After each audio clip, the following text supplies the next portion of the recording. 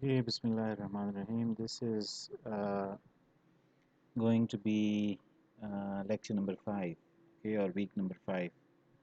So let's get started. Now, in this lecture, we are going to talk about again data processing, or the different types of data processing, or how do we do data processing. Data processing is also called computation. So, computers perform computations, and a computation is also called data processing. So as a result of data processing, or as a result of computations, we get some information. So we'll generally talk some more about computation and how best can computation be done. We will talk about some of the ways in which we can facilitate data processing or computations.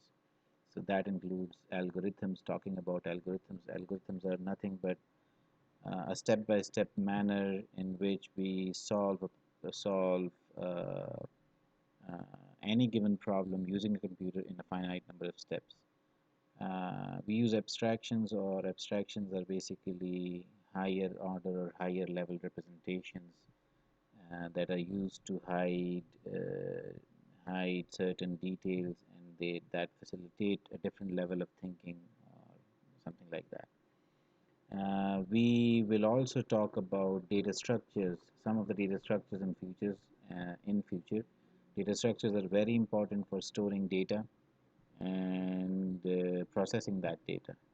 And similarly, we will try to discuss about other techniques that we can call heuristics, and which can be used to solve particular set of problems. Okay. So we'll talk about that. We'll talk about some things in this lecture, and then about some other things in the coming lectures, in future lectures. Now, in order to perform computations, uh, uh, every programming language provides us with some constructs, with some structures, or with some tools that help us express our ideas or express those computations or data processing that we want to do. So we have used many of those constructs. Here again, like we'll go through those constructs, and maybe we'll just express these things in a certain new vocabulary.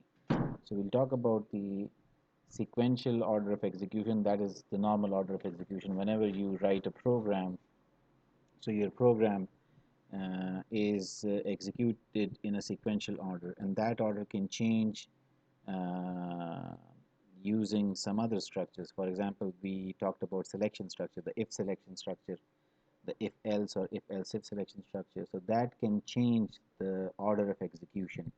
So you can select between different sequences of instruction, and you can execute those sequences depending upon a certain condition. We talked about iterations, we talked about the while loop and the for loop, and iterations are basically executing a block of code repetitively. Okay.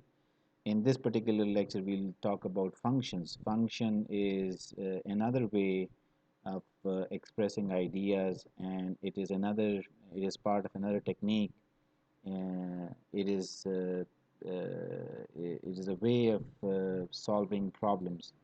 uh, you must have heard about the divide and conquer strategy. So whenever you are faced with a complex problem or a big problem, you what we try to do is we try to divide it into sub problems, and then we solve the sub problems, and then we combine those solutions for those sub problems in order to solve the bigger problem. Okay. So we'll talk about all these things.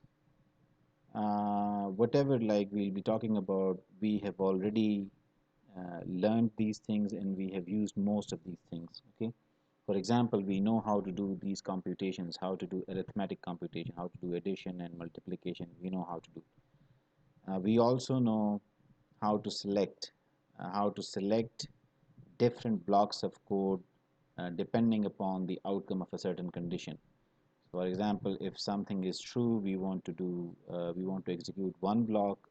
If that condition is false, we can do or execute some other block. So we have talked about selection. This is selection. You have two different sequences of instruction and you select among those two different sequences of instruction. Okay. We also know how to iterate. So we have talked about the while loop. We have learned about the while loop and the for loop. So we know how to repeat the execution of a block of code while a certain condition is true or until that condition becomes false. Okay. And we also know how to repeat something a fixed number of times, like in a purely counter controlled loop fashion. Okay. So we know how to do that. Similarly, we also know how to use functions. We have used some functions, say from the math library, from the string library. We have used functions. So we know how to use functions. Now, what are functions? Functions are basically a function is a block of code that does something specific.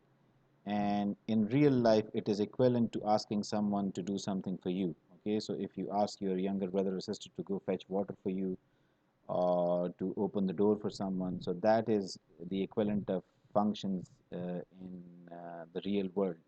In programming, you write a function. A function is a standalone block of code that does something specific. And when you need to do that specific task, you call that function and it does that function for you. Okay. So it is the equivalent of asking someone to do some calculation for you and send you the answer, or to do some other thing for you. So most of these things, except for functions, we have already talked about and we have used. Here we'll formally introduce the vocabulary and syntax for these concepts. Okay.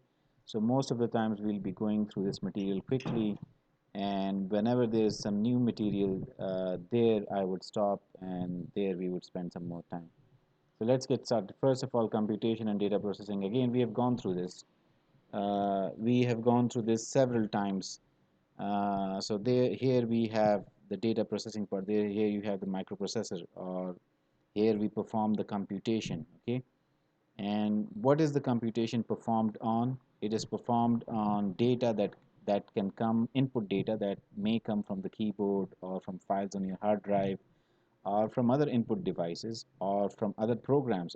Another program may give you some data to process, or other parts of your program. Your program can get data from different parts of itself and then process that data and perform computations on it. Once a data has been performed computations on, so you get some output, some information, some new thing that is displayed either on the screen, stored in files, can be printed or sent to some other output device, some other programs.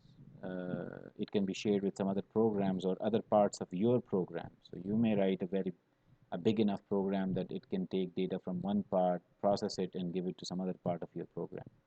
What is computation?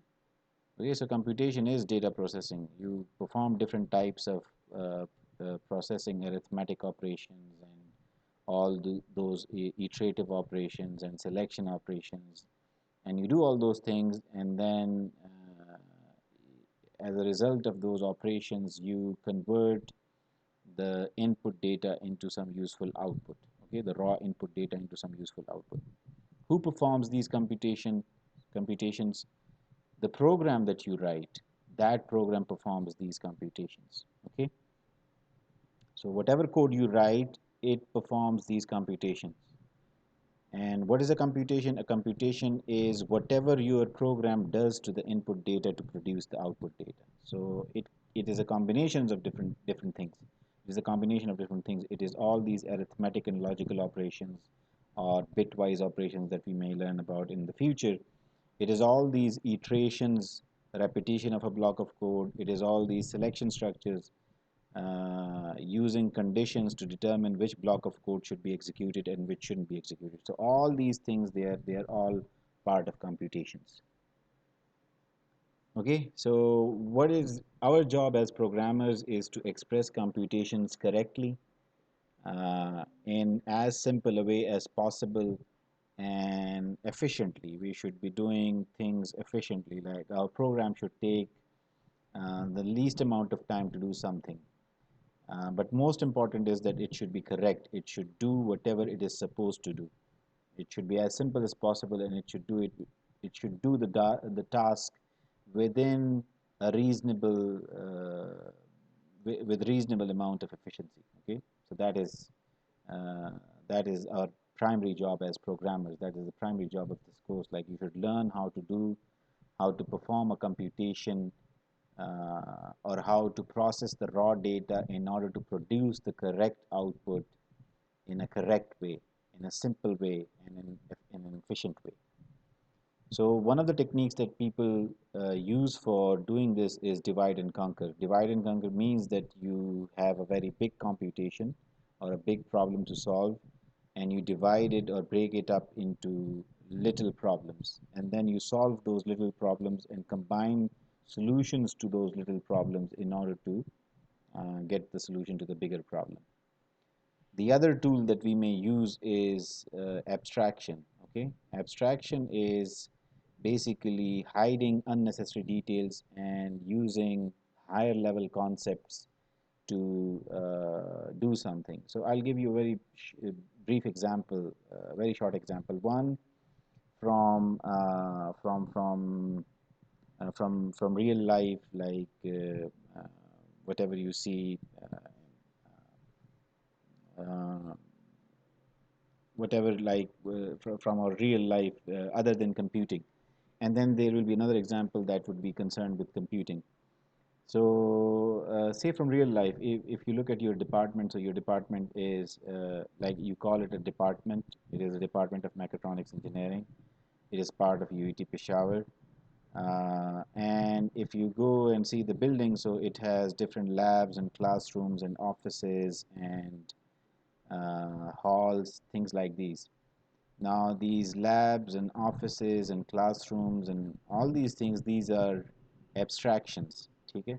These are abstractions. Abstractions mean they provide you with a higher level concept in order to look at that building. Otherwise, if you go into the details, that building is nothing but a lot of bricks, like hundreds of thousands of bricks and mortar and fixtures and all these things, but you do not think of it in terms of bricks and mortar and fixtures and all these marbles and tiles. You think of it in terms of labs and classrooms and all these other things. Okay, say let's look at another example. For example, if you look at your hard drive. Okay, so if you look at the hard drive here, say for example, if we go to uh, our PC, and if we look at our hard drive, so right now I have say two logical drives, my C drive and my E drive. Okay, so I can have one logical drive, I can have more logical drives as well. Now this is an abstraction.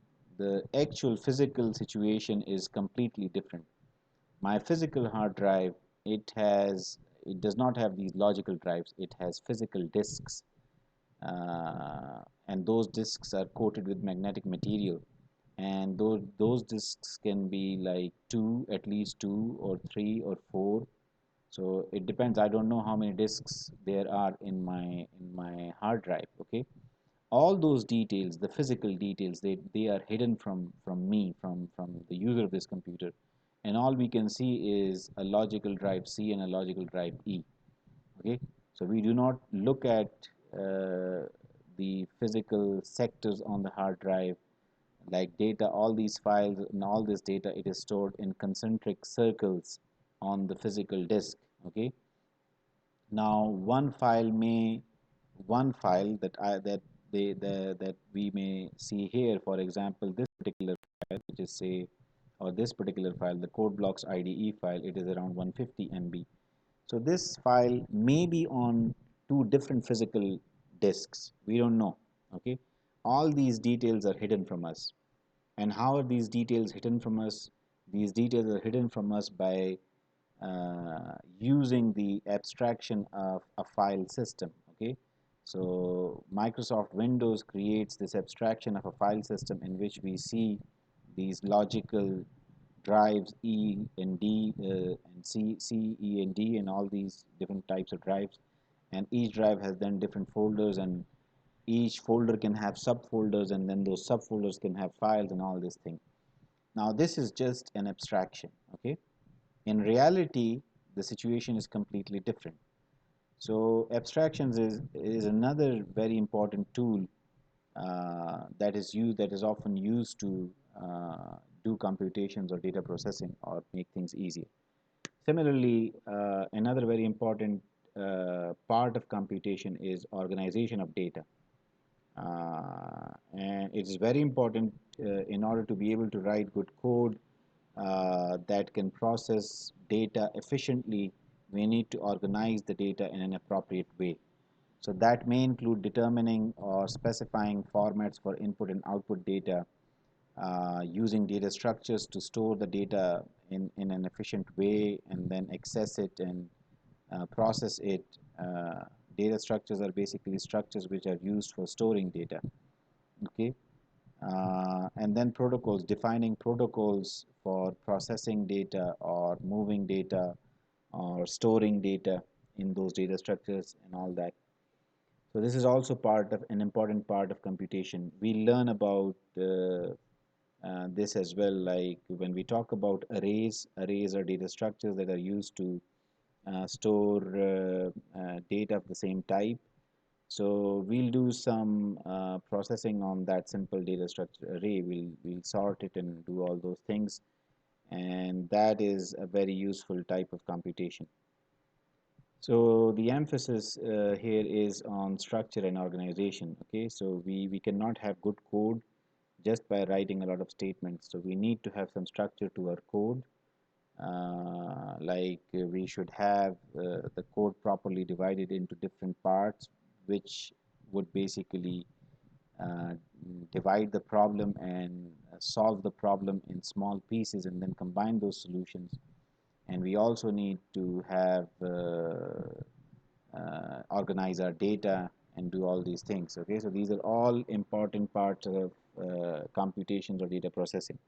Okay, now these computations are going to be performed using the different features or structures in the C++ language. Okay, so the C++ language gives us different types of features or structures which we can use to perform these computations or combinations of these computations or computations that are even more complex than these computations. Okay, so every programming language feature exists to express a fundamental idea. For example, if you want to do arithmetic operations, so you have, say for example, the addition operator, the multiplication operator. Okay, so this is the operator for multiplication, this is for addition.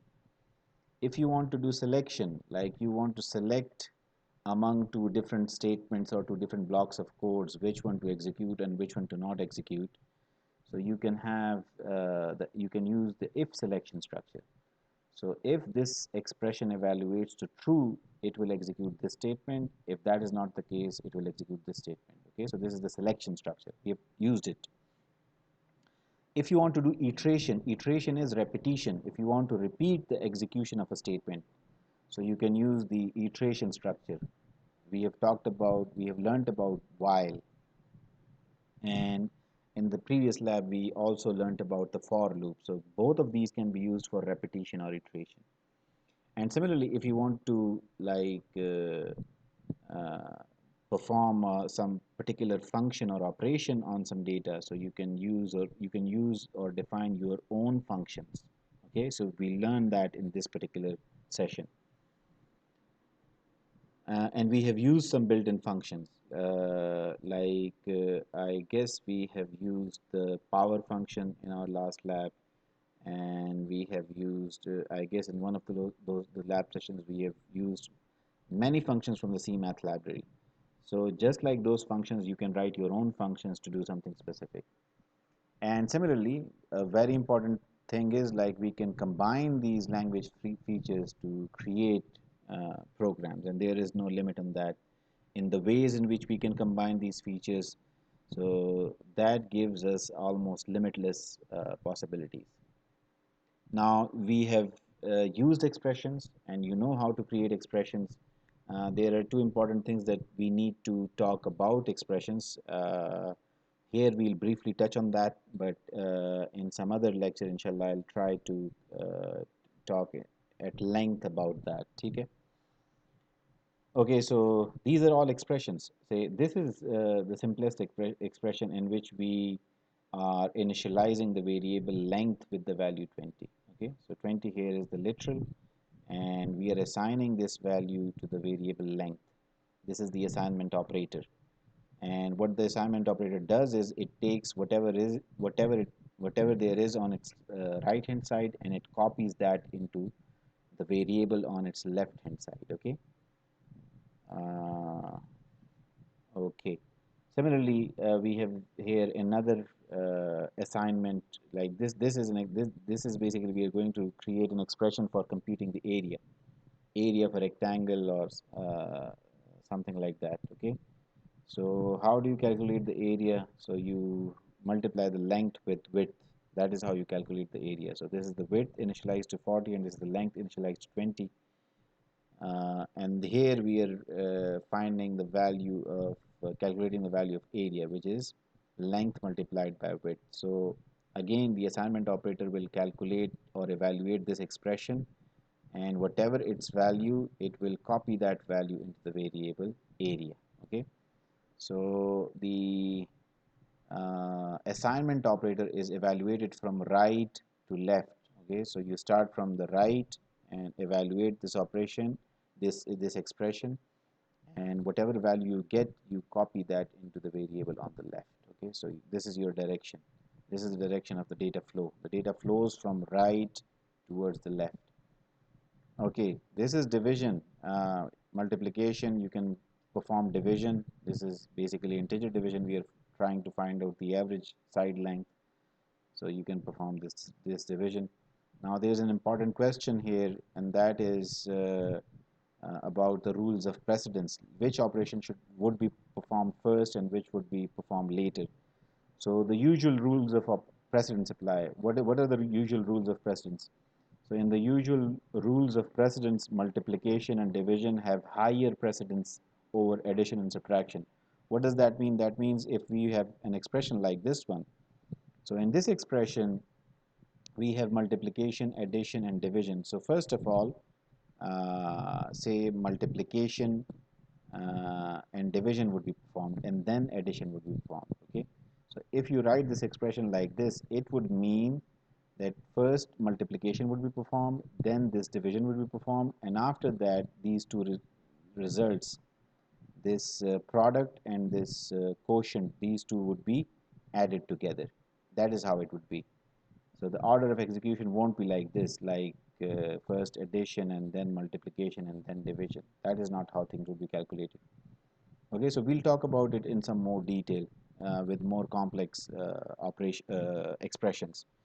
But what are the usual rules of precedence? The usual rules of precedence are that multiplication and division have higher precedence over addition and subtraction. Okay? And there's another rule, and that rule is rules of associativity.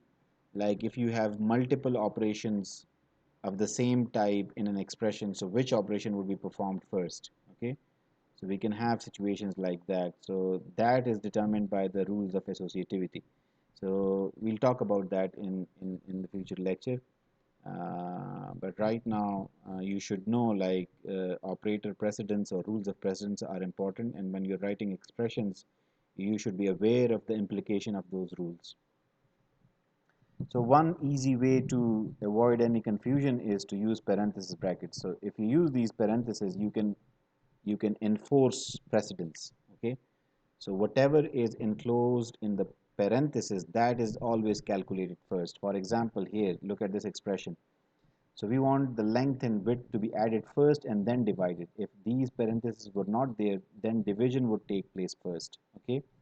So in order to enforce the addition to take place before division, we use these parentheses. Okay. So that is how you enforce precedence. You force the compiler to perform this addition first, then this division. If these parenthesis brackets were not there, then this division would take place first and then the addition would take place. Okay. So whenever you are in doubt about the way an expression would be evaluated, you should use parentheses. And if you have a very complicated expression to calculate, you should also use parentheses in that at that time as well. Now you should always avoid complicated expressions. Okay, you should not be using these expressions, but you should know if this expression is there, how would it be calculated? Okay, what would be the sequence of execution? Okay, so you should know that, you should understand that. And again, you should be choosing meaningful names for your variables so that you know like which variable, just like here, say for example, we have length and width. So these are meaningful names. One variable is storing the length of some rectangle and the other is storing the width of some rectangle. So these are meaningful names.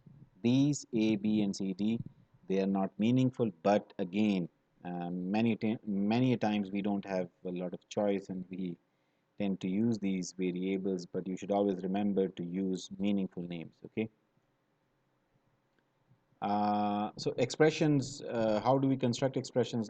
Just like you saw here, so every expression has operands and operators. Okay, so here say for example length and width and this two, these are operands, and addition and division, these are the operators. Okay, so every expression is made up of uh, operators and operands. Operators specify what is to be done, and operands specify the data for the operators to work with. Okay, so we have different types of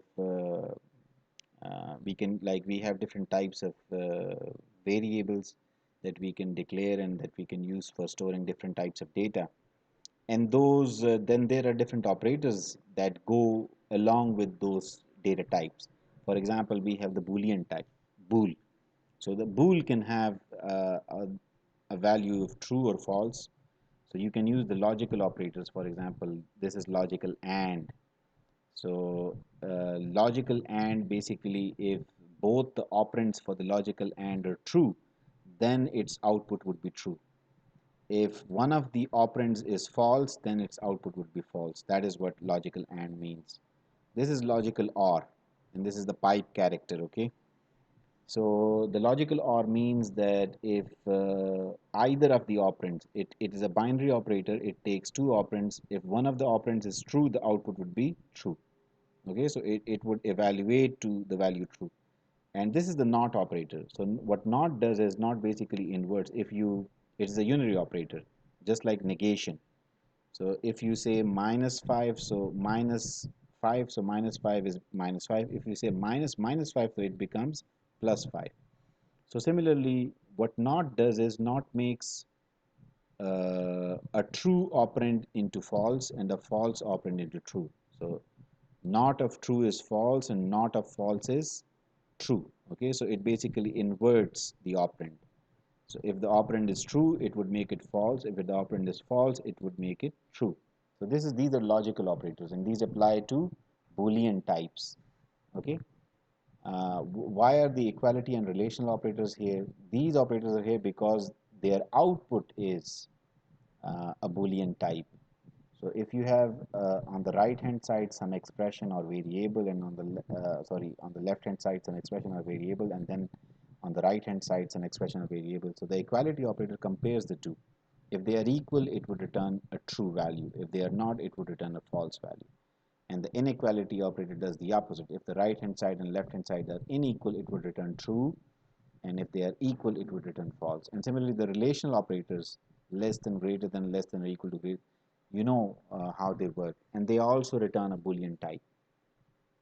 Character types, although there are no direct operators for character types, okay, but these integer operators, like you can use these with the character type. Whether you should use it with the character type or not, I guess we discussed that in our last lecture on type safety. You should not be doing that. You should always be using operators, correct operators that go with a particular data type. Okay, you should not be using incorrect operator. Although the compiler will not stop you, the compiler will add the characters for you, and will subtract the characters for you, will do the division and multiplication on those characters, will do everything, all the arithmetic operators, but you shouldn't be doing that. Okay. uh, For integer types we have, you're aware of the int data type, and there are other data types as well. Short is basically short int. So an integer usually takes 4 bytes. A short integer usually takes 2 bytes. So a short integer has smaller range. The maximum unsigned value that you can store in a short integer is 65,536, and the maximum unsigned value that you can store in an integer variable is around 4 billion. Long is basically a long integer. Now, in some other, like these data types are available in other languages as well. So long in some languages it takes around 8 bytes. Okay, so it is a very long integer. In C++, I guess that is long int, which takes 8 bytes. But we cannot say anything for sure. It basically varies from compiler. It can vary from compiler to compiler. In any case, the point here is that if we have operands of type integer, for these operands we can use all these arithmetic operators. Okay, addition, subtraction, multiplication, division, modulo operator, or operator for finding out the remainder value. So, and if we have floating data types, float or double, so for those data types we can use the addition, subtraction, multiplication, and division operator. Remainder is not defined, or modulo is not defined for floating point data types. Okay, so this is how you construct expressions. You construct expressions using operators and operands, and then for each type of operand you should use the correct operator. Okay, or you should know which operator produces which type of output. For example, in the case of, say, here, equality operators. Okay, so equality operators, they can work with all sorts of data.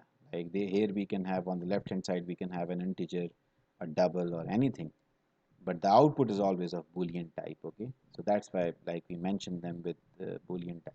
So you should know expressions. You should know about the different types of operands that we can have, and the operators that go with each type of operand. Okay, the correct type of operator, you should know that. We have talked about it and we have used it, and this is just a formal way of doing it. Again, we have talked about the concise operators as well. We have used concise operators. So concise operator is a new term here. Okay, so what are concise operators? So I guess you remember, like, we wrote expressions like these. A plus is equal to, it means A is equal to A plus C. A asterisk equal to scale. This means A is equal to A multiplied by scale. Okay, so this is a concise operator. It basically combines both assignment and this operation together. Okay, so some people like it. Similarly, the increment and decrement operators, the post increment, the pre increment, uh, these are also concise operators. So plus A, it means, or increment A, pre increment A, it means A plus equal to 1, or A is equal to A plus 1, or A is equal to A plus 1. So these are concise operators. You should be aware of these. They are generally better to use. Some people find them clearer, and some people think that they can express an idea more correctly. Okay, you can think differently. Some people may not be comfortable using this, but you should know, like, there is no escape from it. You should know what concise operators are and what do they mean.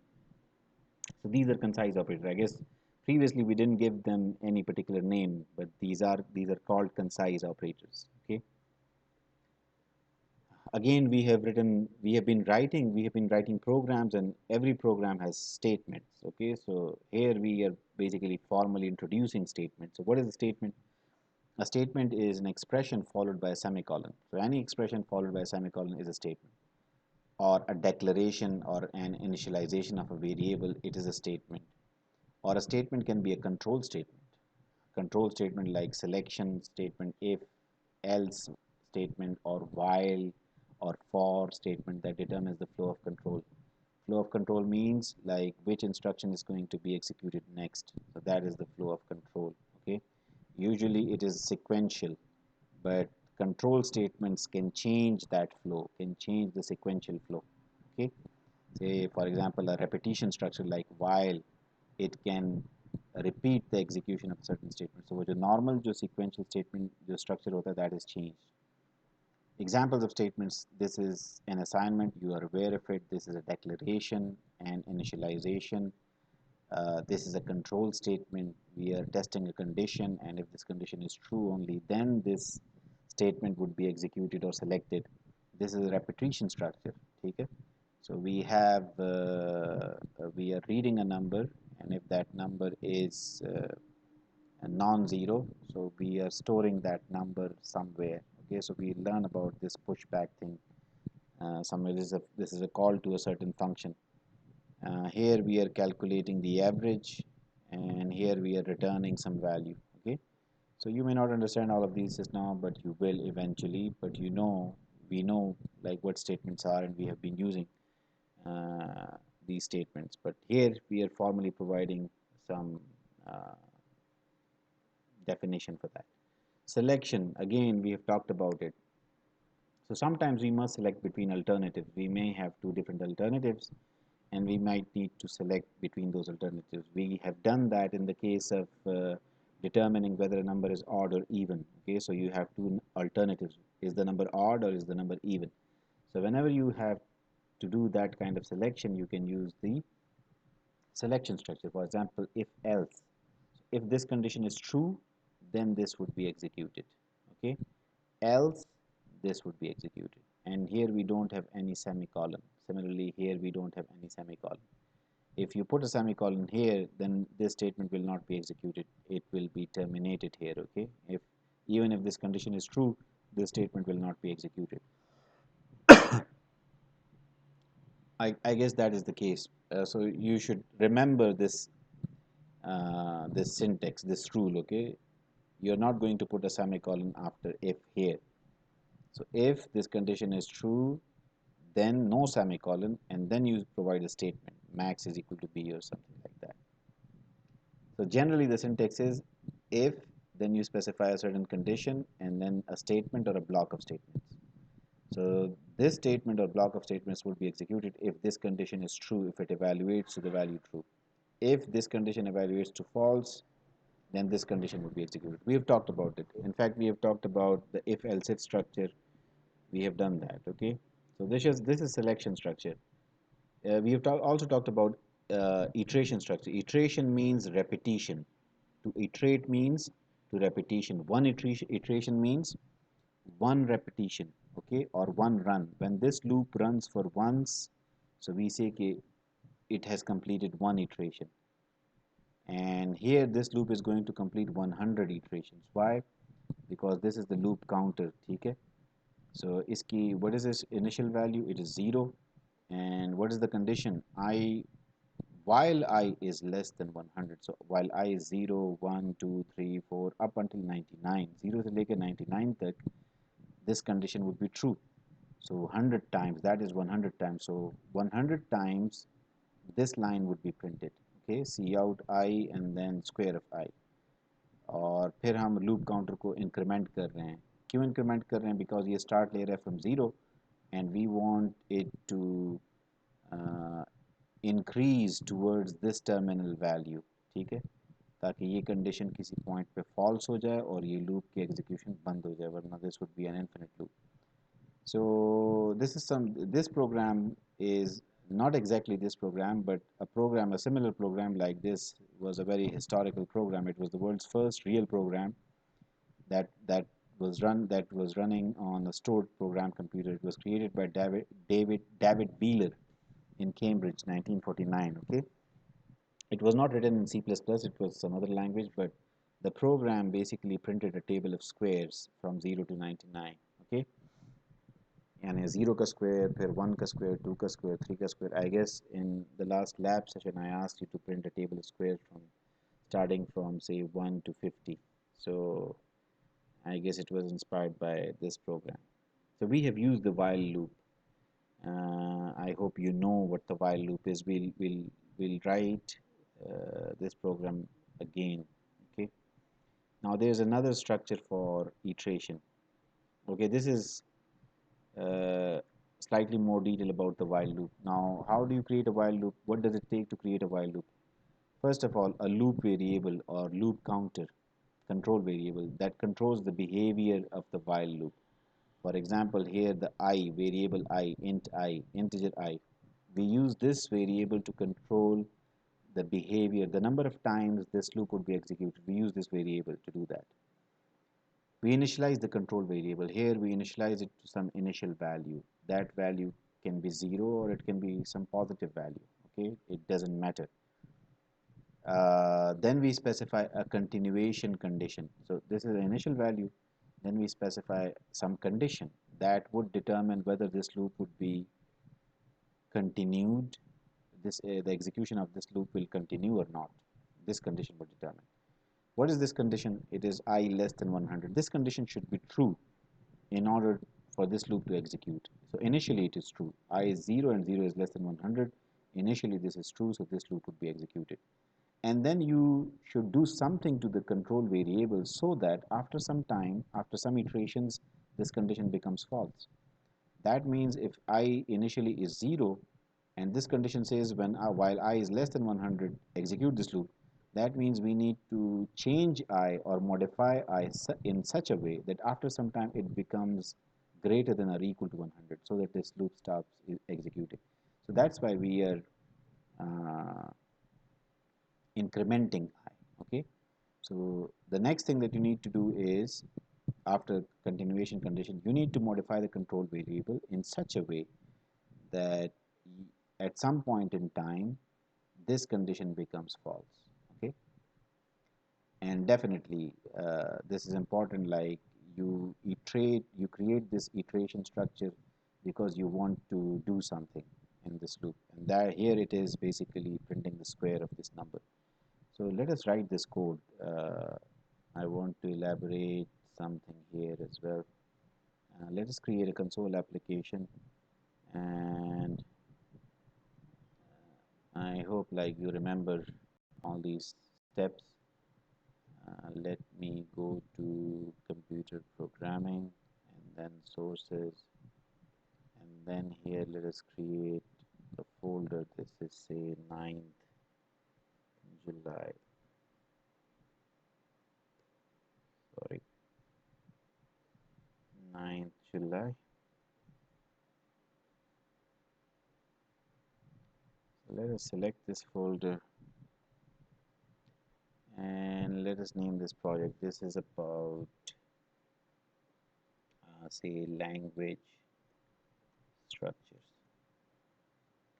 Okay, so let's create this code. Now here we are going to create this while loop again, although we have done it many times, but in any case let's do it. So what does it take to create or set up a while loop? First of all, you need to have a loop counter. Okay, so say for example we have int I. Let us rewrite that program, and its initial value is 0. Then we need to we should have a loop counter. We should initialize it with some value, and then we should specify some condition. That condition would determine whether this loop is executed or not. So here we say I is less than say 100. Okay, so while I is less than 100, we want to do something. What is it that we want to do? We want to say print the square of I. Okay, so we want to print the square of I. We want to say I, and then we want to print a tab character. This is for that, and after that we want to print the square of I. Okay, so how do you calculate the square of I? So you can do I multiplied by I. Okay, and that's it. Now this is what we want to do. This is what we want to do repeatedly. We want to print I and then the square of I. Okay, what is the next thing that we need to do for the while loop? So this is the loop counter I, its initial value is 0, and this is the continuation condition. So I is less than 100. This condition is true for the initial value. Now if we do not modify the loop counter inside this loop, So this would be an infinite loop. It will keep on executing because I would always be 0 and 0 is always less than 100. So we'll be printing 0, 0, 0, 0, 0, 0, and this would go on and on. Okay? We don't want to do that. So we need to change or modify the loop counter in such a way that at some point in time, this condition becomes false. Okay? So we need to increment I. So I is initially 0, it will become 1, 2, 3, 4, and it will go on and become 99. 99 is less than 100, and then it will become 100. And 100 is not less than 100, it is equal. So this condition would become false, and this loop would stop executing. Okay. So let us run this program, and you should be able to see the squares of numbers from 0 to 100. Okay, so these are the squares of numbers from 0 to 99. At 100, the condition becomes false. Now, it is not like mandatory that you should initialize I or the loop counter with the value 0. You can start here as well. You can say I is equal to 100. Okay? I is equal to 100, and then you can say while I is greater than 0. While I is greater than 0. So I is 100 and 100 is greater than 0. This condition is initially true. So this loop would be executed. How should we modify the loop counter now? If we keep it like this, if we increment I, so it will become 101, 2, 3. So I would like in principle it would always be greater than 1, and this would become sort of an infinite loop. So we said that we should modify the loop counter in such a way that at some point in time, after a finite number of iterations, this condition becomes false. And how is that going to happen? So we need to decrement I. We need to use this concise of it. So I will be initially 100, then it will become 99, 98, 97, so on. It will come say 10, 9, 8, 7, 6, 5, 4, 3, 2, 1, 0. When it becomes 0, so 0 is no longer greater than 0. This condition would become false. Okay. So if you run this particular code, so you will get a finite loop, and now you will get the square of 100 first, and then at the very end the square of 1. Okay, this is the square of 1. Okay. Okay, so I hope like this is clear to you. Let us get back here. Okay, so this is how the while loop works. So you should remember, how do you set up a while loop, any loop for that matter, not just while loop, any loop. You need to have a loop counter. If that loop is to like act in the counter control mode, so you need to have a loop counter or a variable, control variable that controls the behavior of the loop. You need to initialize it to an appropriate value. You need to have a condition for continuation or termination of the loop. Okay. You need to modify the control variable so that after a finite number of iterations, you meet the termination criteria or the continuation condition becomes false. Okay. And definitely you create a loop in order to do something repetitively. So you need to do something inside the loop as well, whatever you want to do repeatedly. Okay, so you need to do that as well. The other form of the other structure for iteration is the for loop. Okay, so we have talked about the for loop as well. Now in the for loop, the for loop gives you a structure in which you can do all these things, these three things, like you can specify and initialize a loop counter, a variable to control the behavior of loop. You can specify the continuation condition, and you can modify the control variable all in one place. Okay, so for example, if we want to do the same thing using a for loop, how are we going to do it? If we want to do this whole thing using the for loop, how are we going to do it? So we are going to say for So the for loop starts with the keyword for, and then within these parentheses you specify all those three things: the initial value for the loop counter, the continuation condition, and the way you modify the loop counter. Okay. So say for example we want the loop counter to have the initial value of 100. Okay. Then semicolon. Then you specify the continuation condition. This condition is I should be greater than 0. And then you modify the loop counter. The modification statement is we want to decrement I. So you specify all these three things in just one place. Okay. So you don't need to do these things, especially say this thing in inside the loop and this outside the loop. You do all these three things in one place. You specify them in a single place, but they are executed uh, exactly like this. Okay. So what do we mean by that? Let's see. So here, let me copy this thing and paste it here, and let me comment out the while loop. Okay. So we are doing this, whatever the while loop was doing, we are doing it using the for loop, and that is true. Like whatever you can do with the while loop, you can do the same with the for loop, and vice versa. Whatever you can do with the for loop, you can do it with the while loop as well. Okay, so what are we going to do? We are basically initializing. You can comment this thing out as well. You can say either you can say here, you can say int I. This is enough because you are initializing it here. You're saying I is equal to 100. So this is a for loop. How is it going to be executed? So first of all, the loop counter would be initialized to the value 100. Okay. This statement is going to be executed only once, the very first time your program starts executing this for loop. Okay, so this statement is going to be executed only once. So I would be initialized to the value 100. Then this condition would be tested, and this condition would be tested every time you want to enter the for loop and execute the body of the for loop. This is the body of the for loop. Between these opening and closing parentheses, this is the body of the for loop. Okay. So every time you are about to execute the body of the for loop, you want to test this condition. If it is true, only then would you execute this statement. If this condition is false, then you will not execute the statement. Okay. Acha. Once you execute the statement or the body of the for loop, then the loop counter would be modified. Then this statement would be executed. Okay.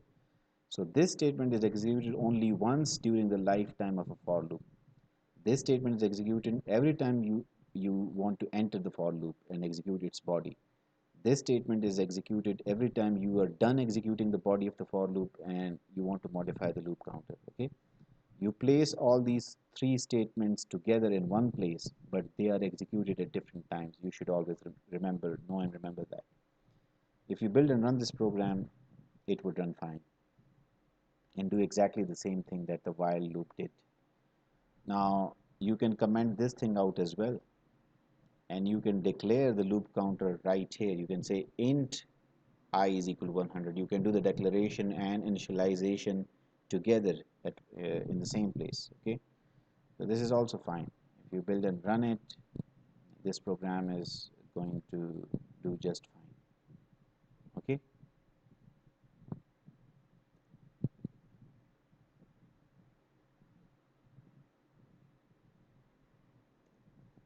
Okay, so let's get back here.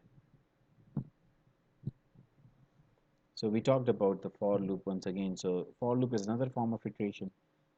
All the control information is in one place. The initial value of the loop counter, the continuation condition, and the modification of the loop counter. They're all in one place. Okay? So initialize, then condition, then modify. And here we are basically finding the square of I by calling a function square I. Okay? Now, what is square I? So square I is a function. A function is a block of code that does something specific. So this particular block of code that we are calling, it finds the square of I. Okay. So in this session, we're also going to learn about writing our own functions. So this is how we do it. Okay, so functions, you can write your own functions. For example, what is square I? How would this function look like? So square I is basically a call to the function square I. Like we call the function square I, which is a block of code, and we ask it to do something for us. Okay, so we give it some integer value, and we want this function to calculate the square of this integer value and then return that value to us. Okay, so this is what it does. We give it the input x, and it multiplies x by itself and returns that product. That is what it does. Okay? So what is a function?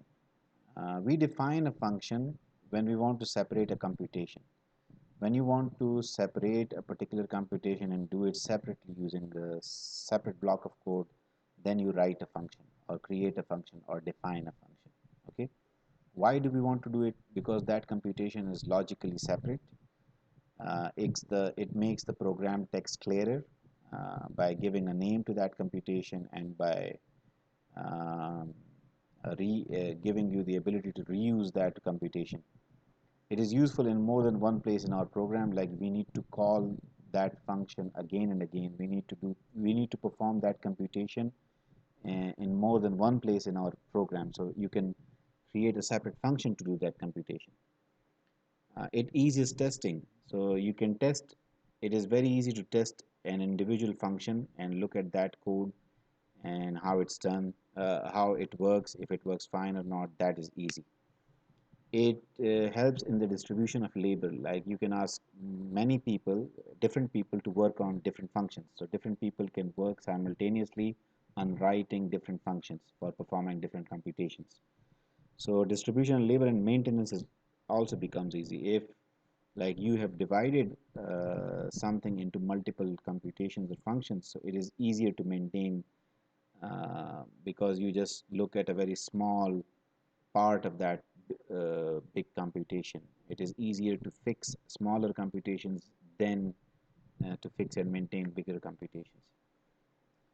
So what is a function? Again, a function is a block of code that does a specific computation, and it is a separate block of code, and you create it because that computation is logically separate. For example, calculating the square or the log or the sine or the cosine value or the power, or for example sorting an array or finding some word in a text file. So all these are logically separate computations or processes that you can write separate functions for. And you create functions because you suspect that you would require that some computation more than once in your program. So then you want to create a separate block to do that, and you want to call that separate block once you need to perform that computation. Okay, so how are you going to write functions? We'll learn about that. Okay, so let us do that and then call this function here. Okay. Acha, in order to write, like right now we are calculating square like this, okay, but we don't want to do it this way. We want to write a function square, and we would give it I as an input, and that function would call that function would return the value of the square of I. Okay, so we want to do that.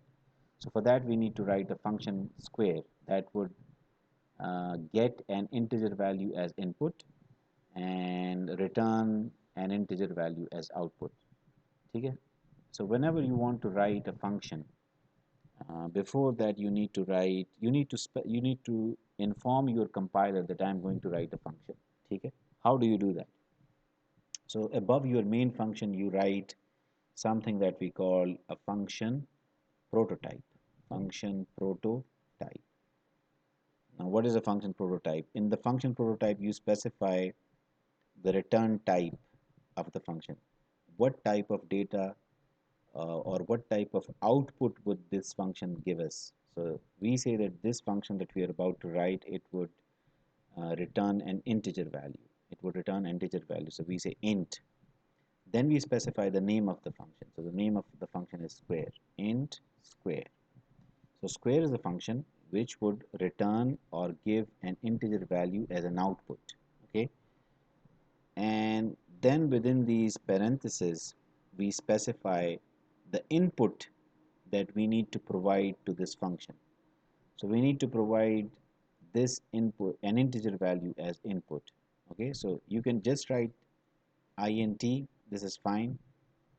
Okay, so this function prototype tells the compiler that square is going to be a function which would return or give an output value that is of type integer, and this function uh, receives an integer value as input.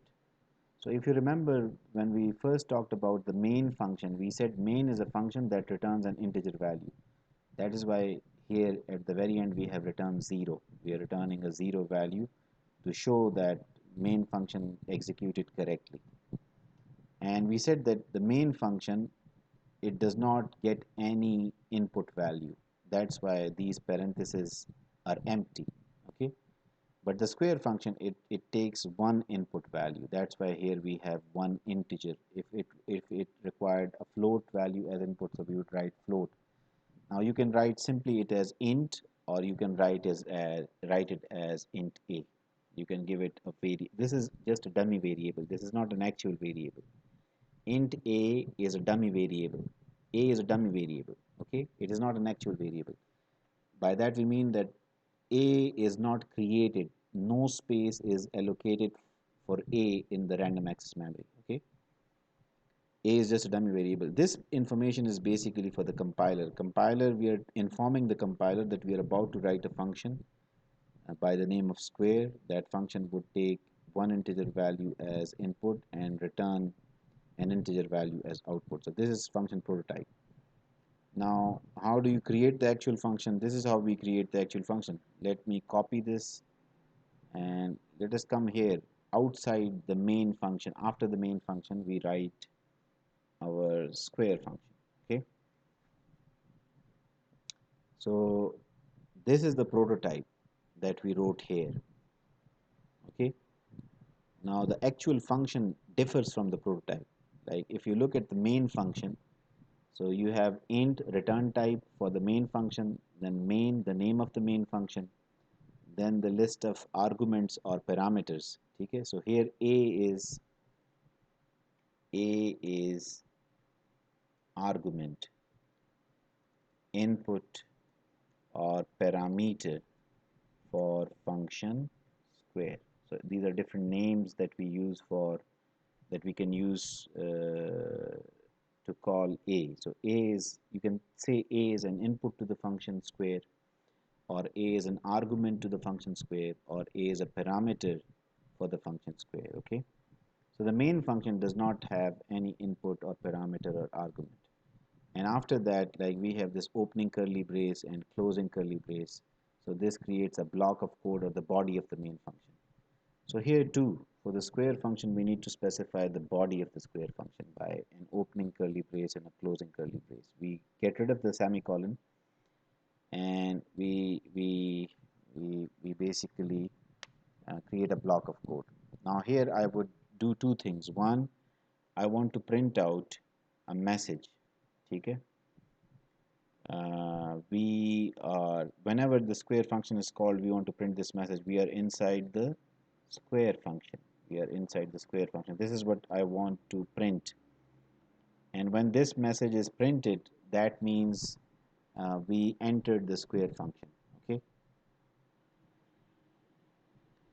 okay, and then after that we want to find out the square and return it. So we are going to get the input in a. The variable a would have the input value. Okay, the variable a would have the input to the square function. So we want to calculate the square of a and return it. So how do you calculate the square of a? The square of a is basically a multiplied by a, and now we need to return it. So you can say return a multiplied by a. So this would return the square of a. Okay. So return a multiplied a multiplied by a is the square of a. So this value would be returned. Where would it be returned? So let me comment out this line as well. And let me copy this code. Achha. So here in the main program, what we want to do is this. We don't want to find the square by writing I multiplied by I. Instead, we want to call the square function. Now we have a block of code that can do this computation for us, and the name of that block of code is square. So we are going to call square function. How do you call square function? Just like you, whenever you want to call some person, you shout out the name of that person. Okay, so whenever you want to call a function, you need to type the name of that function. So we want to call the square function. So type square and then write these type these parentheses. Okay, and provide the input value to the square function. So the square function needs an integer value as input. So we would give it I as input. We would give it I as input. So we are calling the square function and we are giving it or providing it I as the input value. Okay. Achha. So when this statement is executed, what will happen? Uh, when square function, when this statement is executed, this particular part, so your compiler will jump from the main function and come here. Okay, so here first this message would be printed. We are inside the square function. This message would be printed, and let me print a new line character before that. Okay, so this message would be printed, and then a would be multiplied by a, and that product would be returned. So when that product is returned, so it would be printed here. So what would be printed? Cout, first the value of I, then a tab character, and then the value of square of I. So the value of square of I would be determined by calling the square function. When the square function is called, so I, the value of I would be copied into the variable A. It would be copied into the variable A. You can verify that by printing A. Okay, so we are inside the square function, and here you can say cout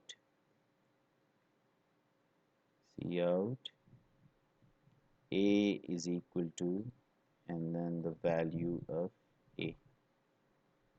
So A will be a copy of I. A will be a copy of I.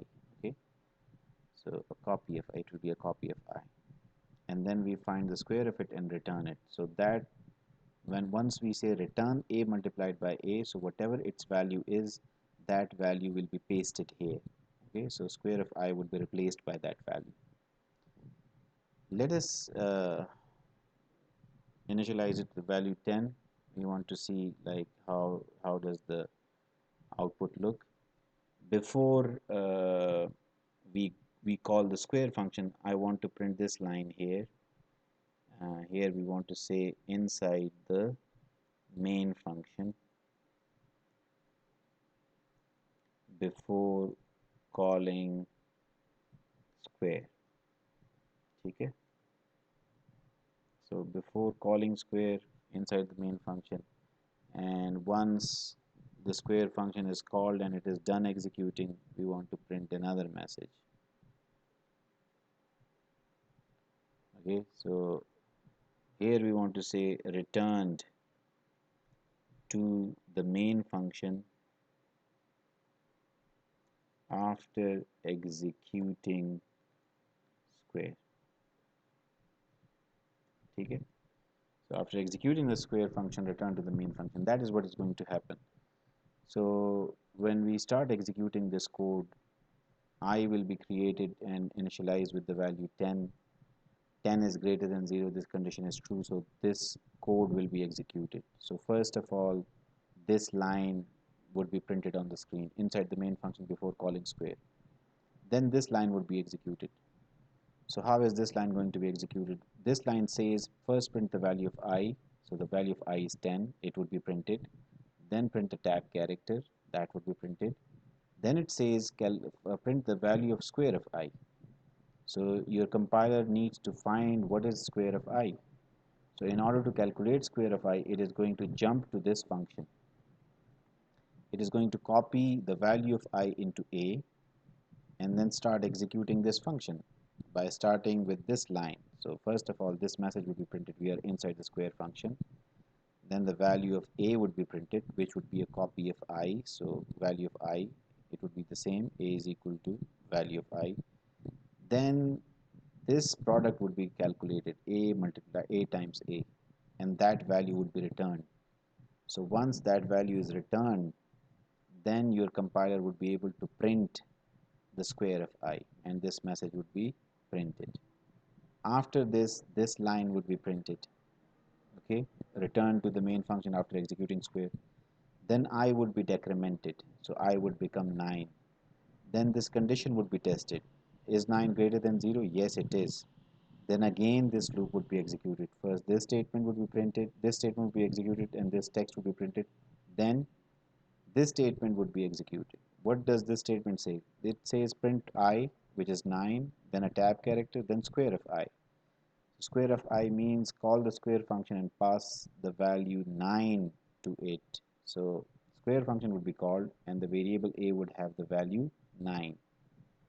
And here again we would then execute this function. It will say we are inside the square function, then the value of A 9 would be printed, and then 9 times 9 81 would be calculated and it would be returned.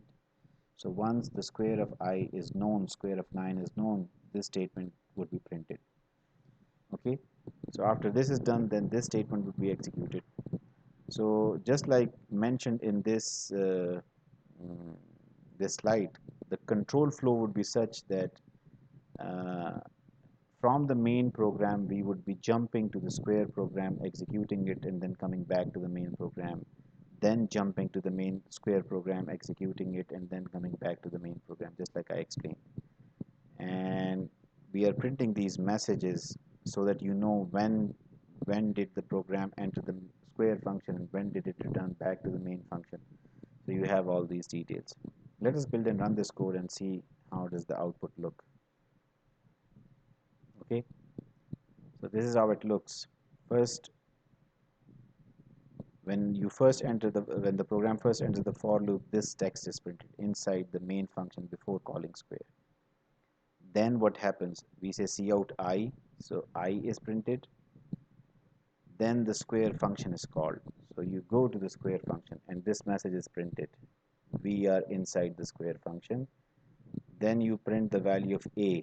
What is the value of A? When you call the square function, you passed it the argument I, and I is copied into A. So the value of initial value of I is 10. So 10 is copied into A. So A is equal to 10 is printed. Then you calculate the square of 10 and return that value. Okay? So after that, the square of uh, 10 that is printed, which is 100. And after that, this text is printed, return to the main function after executing square. Okay? Then I is decremented, it becomes 9.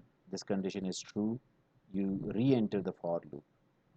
Then you print this message again inside the main function before calling square. Then this statement is executed. You print I, which is 9. Then you call the square function. So we get this message square function and we pass it I, which is 9. So A contains 9 now. So first we print we are inside the square function, then we print the value of A, which is 9. Then we calculate its square and return it, and that is printed cout square of I. So 81 is printed. And then we print this message, return to the main function after executing square. Then we decrement I, it becomes 8. 8 is greater than 0. We test this condition. It is true, so we re-enter the for loop. We reprint this message inside the main function before calling square. Then we print I, which is 8 now. Then we call square of I and pass it the value of we call the square function and pass it I, which is 8. So A is 8 now. Here we say we are inside the square function, and then we print a is equal to a, which is 8. Then we calculate the square of 8, which is 64, and return it here. So that is printed, 64 is printed. And then we say return to main function after executing save. So this goes on and on. Okay, this goes on until uh, I becomes 0. Okay, so it continues until then. So this is how this control transfer works. This is how this control transfer works. This is basically what we mean by that. So from the main function, when you call the square function, so if you call it say 100 times, so you jump to the main, the square functions 100 times, and then you get back to the main function 100 times. Okay? So this is how the control flow goes. Acha, the function square, it is an example of this thing. This is how you basically declare a function. You first specify the return type. Okay, so return type can be any uh, built-in type or user-defined type. So it can be a float, a double, a bool, a character. The important thing is that you return only one value. You return only one value. So it is only just one type, just one type. Then you specify the function name. So the function name should be meaningful, and the same rules apply to function names just like variable names. So the way you need to name your variables, those rules also apply to function names. And then you specify parameter list, or the list of input arguments, inputs to the function, or arguments to the function. So this is a parameter list. How do you specify the list? You specify type and then name, then comma, type name, comma, type name, comma, type name. That is how you go on. Then you use some code. You write some code which basically operates on these input parameters, and you calculate some value and then you return it, and this value should be of the return type. Okay, so this is in general how you specify a function. Let us look at another example of a function. This function is let us call it max function. So max function would find out the maximum of two values. Okay, I guess I asked you to find out maximum of two values, but not by writing functions just like that. I guess we did that. Let us write this function. So if you want to write a function, you first need to write a function prototype. Okay, you need to tell the compiler, okay, we are about to create or write a function. So we want to write a function. So first you need to specify return type. The return type is an integer because this is the max function, and it would take two integers as input and return the maximum value in those two values. Okay, so first return type, then name of the function. It is max, and then we need to, let us call it maximum. Okay, let us call it maximum. So maximum, and then we need to specify the parameter list or input arguments. So it takes two parameters. One is say int a, comma. So how do you specify parameter? Type and then name, comma, uh, type and then name. So this is your prototype for maximum function. So it takes two parameters, type, name, type, name, separated by a comma. Now let us write the body of this function. This is the prototype. Let us write the body of this function. Okay, so this is the max function. This is the body. This is going to be the body of the max function.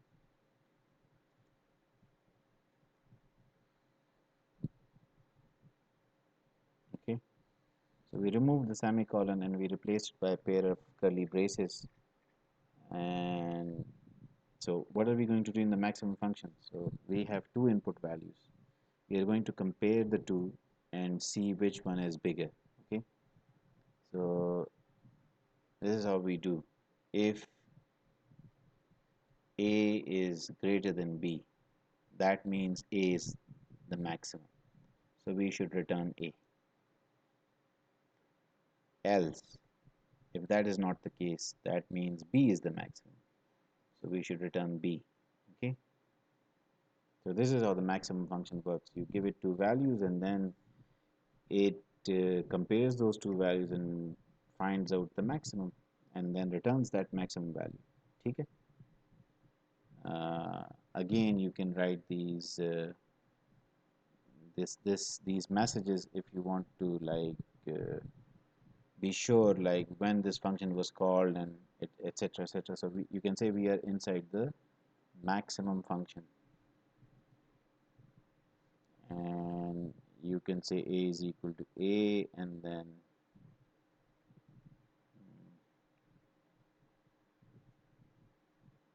we can also print the value of b.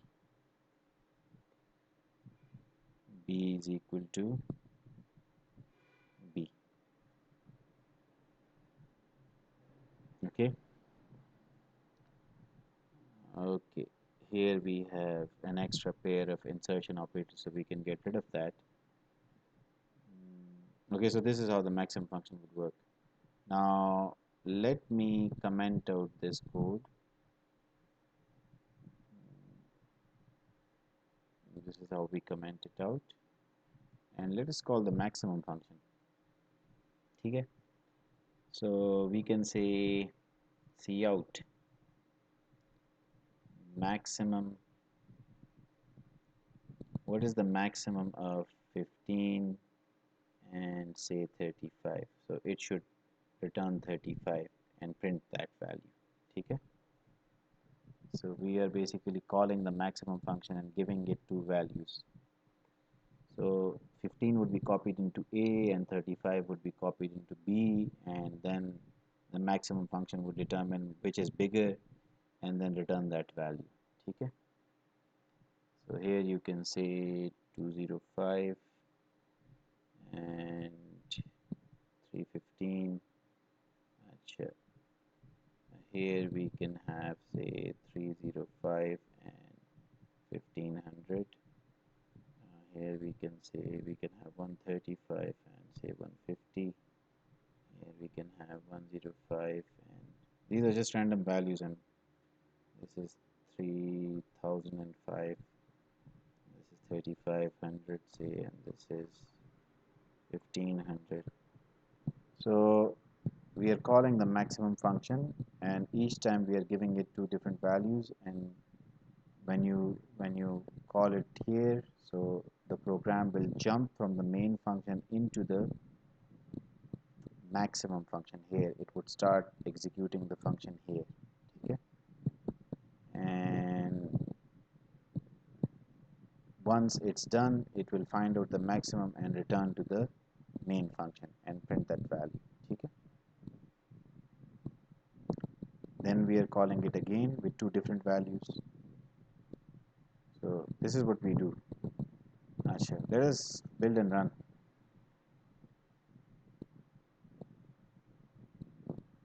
Okay, so let us look at the output and compare it with the code. So first we call the maximum function and we give it these two values as input, 15 and 35.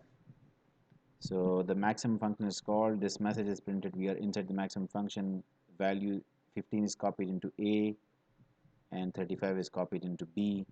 We print the values of A and B.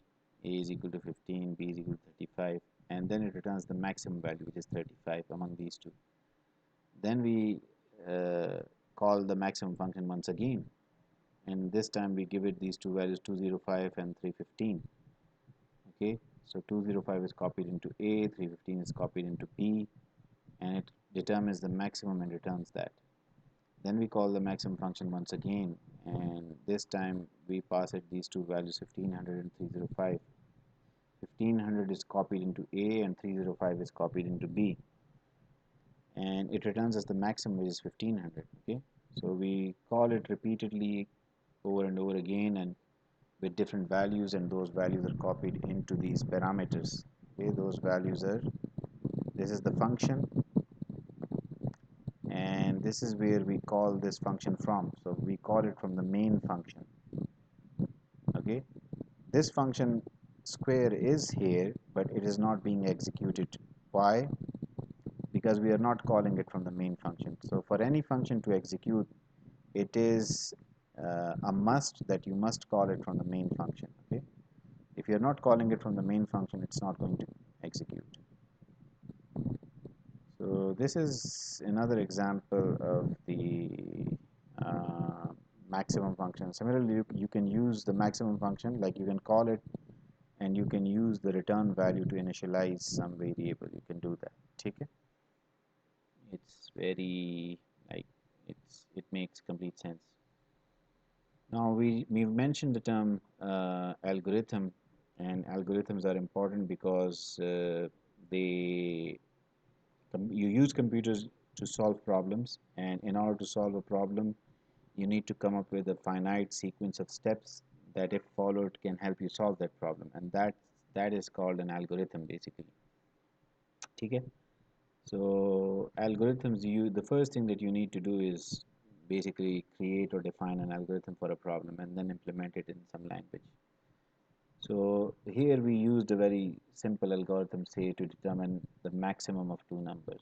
Okay, so this is just a simple algorithm to determine which is the greatest number among two numbers. Okay, what is an algorithm? An algorithm is a logical, arithmetical, or computational procedure that, if correctly applied, ensures the solution of a problem. So it is basically a procedure, a step-by-step procedure.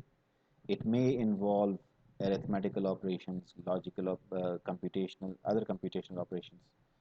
So it may involve all those operations, and uh, the main purpose of an algorithm is to follow that procedure and to solve a problem. It is also defined as a set of rules for solving a problem in a finite number of steps, as for finding, say, for example, the greatest common divisor. So which steps should we follow to find out the GCD?